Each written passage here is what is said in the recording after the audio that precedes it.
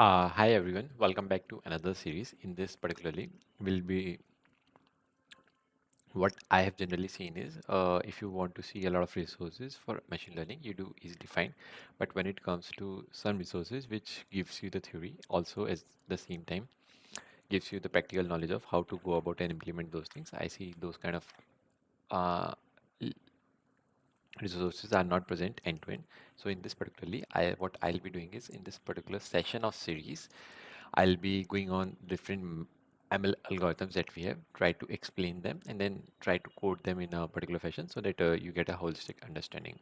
For this, I assume like you know the basics of machine learning, you know the basics of different ML algorithms, and you know the basics of Python programming. And this probably like earlier what a lot of people used to do is they just import some library and write one line of code to implement those algorithms. So, but that's very easy to do. But in this thing, this is for the people who wants to code those algorithms by themselves. Also, in this particular series, these are some of the ML algorithms that I plan to cover as part of this particular series. The first is linear regression, then logistic regression, k-means clustering, k-nearest neighbors, decision trees, linear SVMs, neural networks, different kinds of neural networks, and a couple of other models that other models and algorithms that we generally use as part of common day practice machine learning. So starting off with the first machine learning model that we have is first and the most simplest machine learning algorithm that we have is linear regression. And try to think through linear regression as to similar to what we studied in high school mathematics, such that you have x, you have some y, and your aim is to fit a line on the points that you have. So basically, in linear regression, if you try to understand from statistical terms, it is a model that is used to describe the relationship between a dependent variable y and one independent variable x. The basic idea of linear regression to find the straight line that best fits the data point in a scatter plot. So generally, a straight line is indicated by y equals to mx plus b, where m is the slope, b is the intercept that we have. Now, given a set of input data x comma y, the goal of linear regression is to find the values of slope and intercept that best fit the data. And the values of m and b are chosen to minimize the sum of squared errors, which is given by y minus predicted by square sum, and like we'll try to minimize the sum of square errors with m. We'll take m and b such that we minimize the sum of square errors. And before moving further, I would like to say thank you to Alireza for creating these blogs in concise form of everything on our GitHub notebook. In this particular series, we'll be referring to his blogs and his notebooks. Moving forward, if we try to minimize the sum of squared errors, so we will take partial derivatives with respect to m and with respect to b and set them equal to 0 to find the minimum value. And then if we solve for m and b, we'll get m as a sum of x minus x mean into y minus y mean divided by a sum of x minus x mean whole square. And b will get y mean minus m into x mean. Similar to the b, you are getting y equals to mx plus c. Try to mx plus b. Try to get that thing on the right side and you'll get the values. We won't be going much more deeper into getting values of these things, but if you want, you can go back and have try to find out the values of these things generally. If we like to go into statistical terms, generally m tells you about like a covariance divided by variability of x. Try to understand it that way. It's not exactly, but just to give an idea how the value of m is coming here. And similarly, y equals to mx plus b was the equation of a linear regression. However, there can be a multiple linear regression kind of think through so for let's see think through two-dimensional linear regression is what we were doing earlier. But like what if the line is in 3D? So we can say that thing as 3D linear regression. And what about like if the line is in multiple dimensions? So in that case, we'll say multiple linear regression. It's like a much more common form, and the and generally in the statistical terms, it tells the relationship between the dependent and the independent variable. So in that, there would be multiple independent variable, multiple x in the x's and the one dependent variable. And similarly, the formula for the best fit hyperplane in this multiple linear regression would be y equals to w0 plus w1 x1 plus w2 x2, where w0 you can treat as an intercept, w1 you can treat as the slopes in different dimensions that we have. Or in short, we can write this thing as x transpose into weights that we have.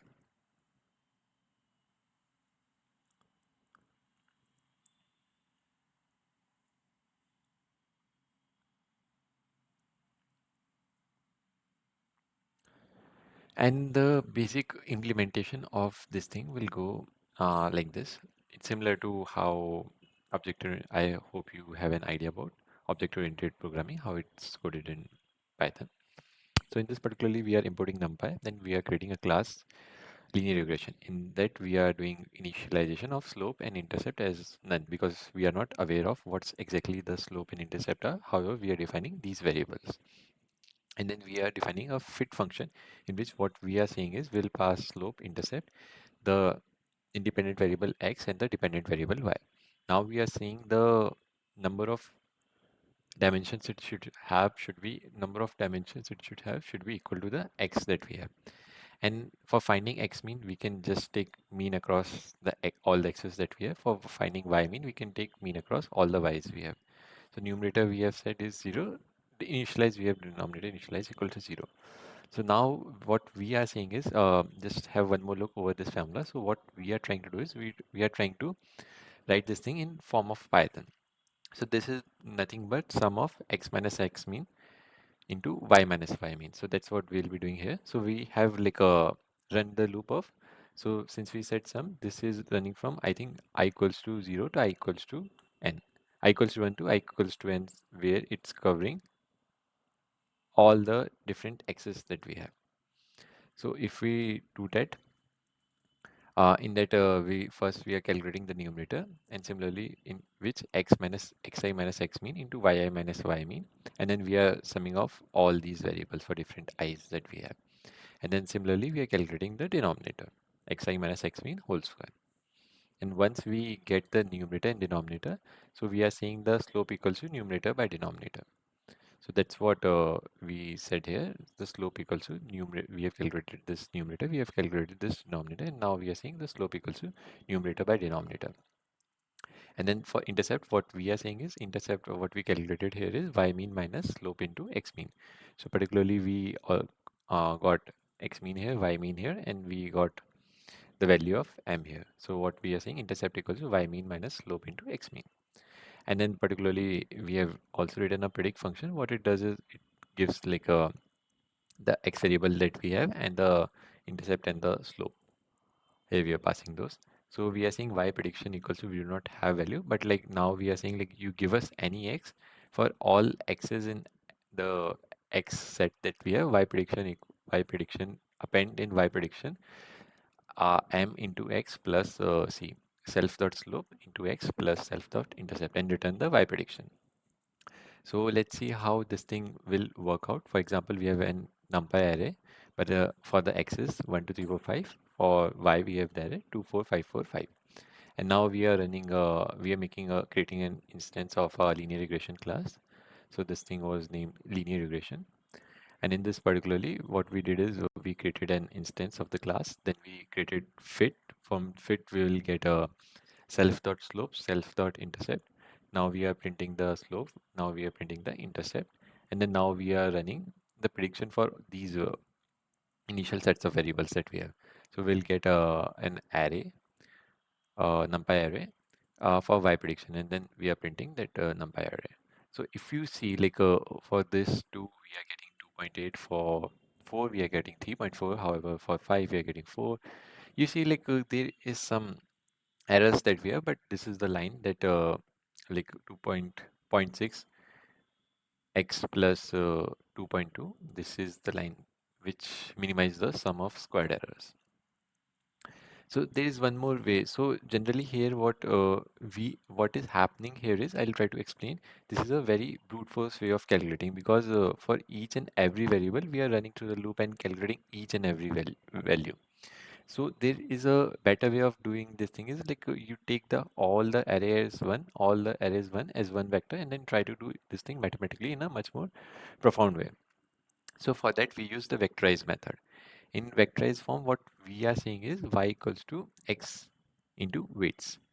Where for finding like if you try the if you try to apply the linear algebra, what you are saying is uh, so particularly what you did here is you took these things from this side, you multiplied this side by x transpose into x inverse into x transpose dot and then y was already there. So I won't go much deeper into mathematics of this. I hope it's clear. If it's not, please do let me know. So moving forward, what we did is now we have just tried to combine the understanding that we have and combine everything in a vector format. So what we said is like we made a variable name weights and then we defined that thing as none. So what we are saying is so we are saying like n equals to x dot shape 0. So find like the what's the number of parameters that x has. So we are defining n by that thing. And then what we are saying is h equals to np dot stack np dot ones and comma 1 into x.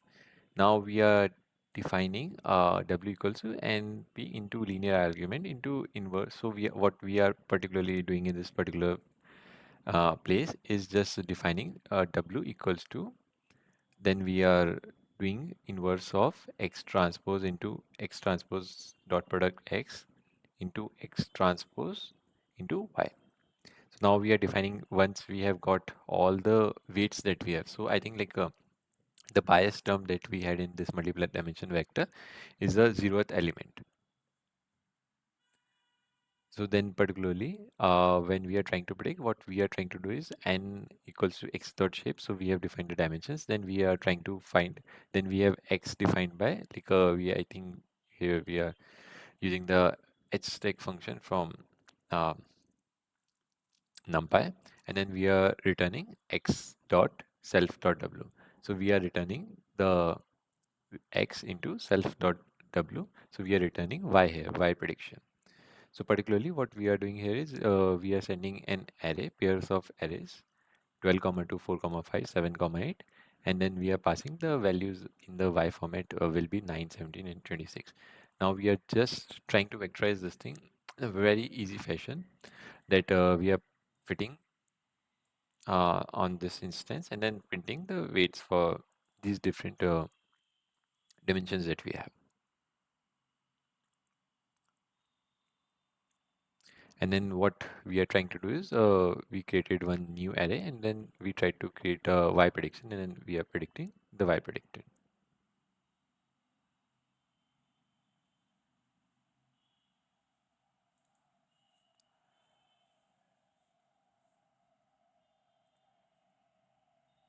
So there are, so what we defined above was just a very basic of how linear regression could be defined.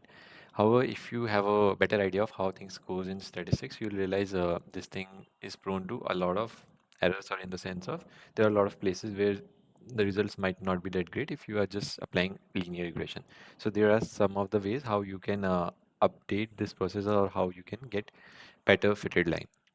So one of the things is like for implementation, you for making it much more robust in the code, what you can do is like add input validation. And this input validation is just to check like if the arrays are empty or not, or whether x and y have the same length or not. If it's not, just try to ask so that our code doesn't fail somewhere in between. So one of the things is in NumPy we have broadcasting. Instead of looping the data that we have to calculate the numerator and denominator, we can use NumPy broadcasting to perform the calculations in a very vectorized way. This will, if you are running this code for many values, this will make the code faster and more efficient. Also, we can add regularization. Regularization is something that helps us prevent the overfitting by adding a penalty to the cost to the term by adding a penalty term to the cost function that we have. And in regularization, one of the techniques that we generally use is L2 regularization, which adds the sum of squares of the coefficients to the cost function.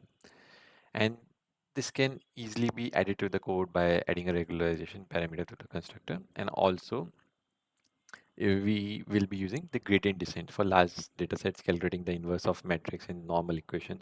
This is very computational expensive. So what to overcome this, what we can do is we can use gradient descent to minimize the cost function that we have. And this can be implemented by adding a method that updates the coefficient iteratively using the gradient descent algorithm. So for this thing, for understanding the maths behind gradient descent operation, please try to go back and look through different resources.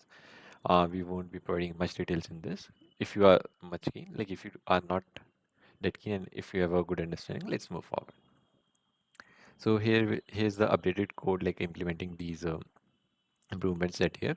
So first is like we added a regularization parameter, and then after that, in fact, we are trying to guardrail this thing in the sense of we are trying to think through the edge cases to make the code much more robust. In case the value of x and y is not equal, or in case the length of x equals 0, we said like you should go back, try to have these of same length, and or maybe make it non-empty. And then we are, I think we already had this thing, then zeros initialize w. And then what we are doing is now we are particularly using the gradient descent, what we earlier didn't use.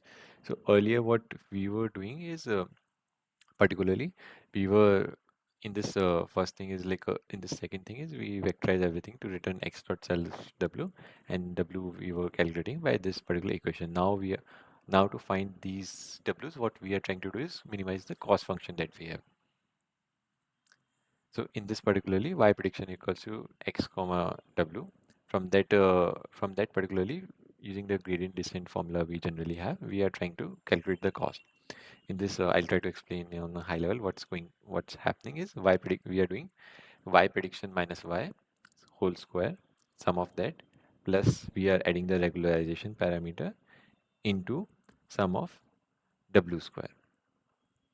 So basically in regularization parameter, what's happening here is here what I defined, like in this we are using the L2 regularization, which adds the sum of squares of the coefficients to the cost function. So W was a coefficient, so we are doing square of coefficient and adding that to the cost function that we have. So particularly that's what it is happening here. And then for calculating the gradient of this cost function that we have, we are doing 2 into uh, this value will come if you try to calculate the gradient on pen and paper, and you will be able to find this value. So in this, what we are doing is x transpose into y prediction minus y plus 2 into regularization parameter into w. And then finally, what we are doing is once we find out the gradient, what we are trying to do is we are trying to update the weights that we have. And for updating the weights, what we are doing is like the new w equals to old w minus learning rate that we have into gradients that we have. And for I think every thousandth iteration that we have, we are printing what's the cost, like whether the cost is decreasing or increasing. The aim that we have is to decrease the cost function that we have. And then finally, what in predict what we are doing is we are getting x. So we are just changing the dimensions of x. Then we are calculating. Then we already have the w. So what we are doing is we are taking dot product of w and x to get the y prediction, and then we are returning back the y predicted. So here in this for testing, what we are trying to do is like similar to what we did earlier is we are giving an array 1 2 3 4 5. Then we are giving the y as 2 4 5 4 5 as the first example. And then in this regularization parameter, we are passing it 0.1. And then in this, we are trying to fit the linear regression that we have, x comma y, and learning rate we are defining 0.0.1, and number of iterations is 10,000. So in this, once we have fit that particular line, we are seeing like the output that we have, like the, I think, intercept and the slope that we have is like 1.99 and 0.65. And then we are trying to predict using the weights that we have obtained. So the output are coming to be this thing. So if we just go back and look through these things, we'll realize these output values are similar to the output values that we had earlier, 1.99 and zero point 0.6. So if we go further above, so here in this particularly, so this was the intercept that we were having, this was the slope that we were having, and 2.2 was the intercept that we had. So it's almost similar. If you can see it, it's almost similar, 1.99 and 0.65.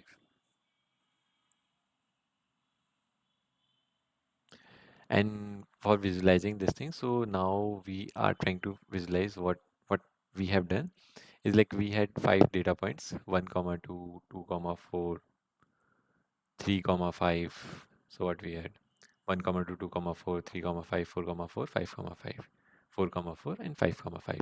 Now we had made a equation of line y equals to mx plus c, and we have plotted that particular line. So I hope in this particular session, I was able to clear how you can code a linear regression algorithm from scratch, where we first saw how we can do this thing in a very basic way, then how we can do perform these actions in a vectorized way, and then how we can use the gradient descent algorithm and with a better guardrails to write a more robust form of linear regression function. So I hope you liked it, and in case of any doubts or feedback, please let me know in the comments. Thank you very much.